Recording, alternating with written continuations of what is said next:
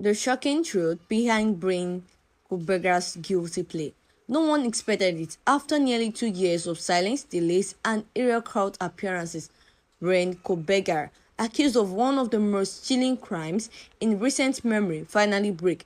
On July 2nd, 2025, Kohberger stood in an Idaho courtroom and pleaded guilty to the brutal murders of four University of Idaho students. It wasn't just a plea, it was a move to avoid the death penalty. Instead of facing execution, he accepted 4 consecutive life sentences plus 10 additional years. The courtroom was stunned, even the judge admitted he did not see it coming. But behind that emotionless face was a calculated decision to stay alive. The crime scene wasn't like anything investigators had seen. It happened just because down on November 13th, 2022, the students Kelly Gonzalez, Madison Morgan, Exna Canado, and Ethan Chapin were attacked inside their off-campus home. Investigators believe the killer entered through a sliding door and moved floor to floor with chilling precision. One victim had just ordered DoorDash minutes earlier. Another was still awake, strolling on TikTok. What makes it even more disturbing, one of the survivor roommates saw a masked man dressed in black walking through the house.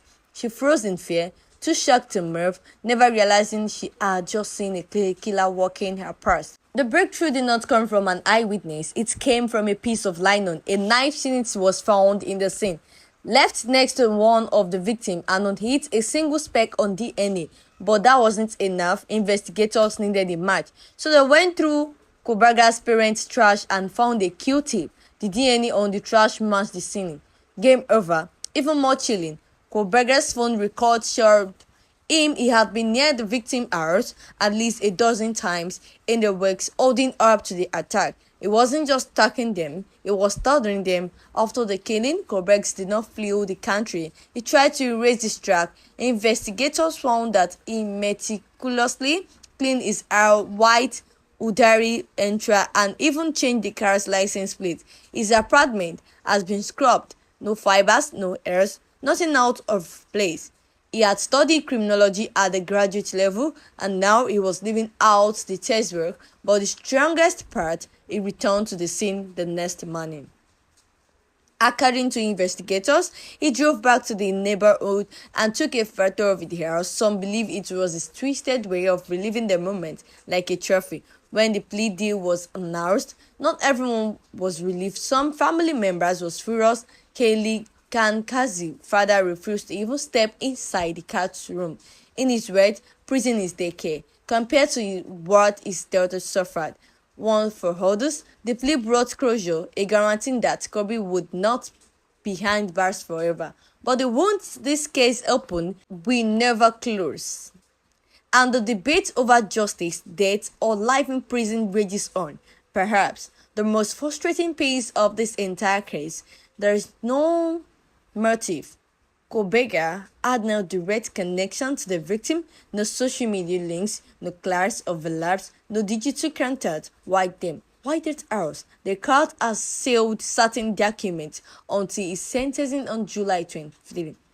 There is speculation that more could be revealed, clues that may finally explain the why, but until then, one question still out everywhere.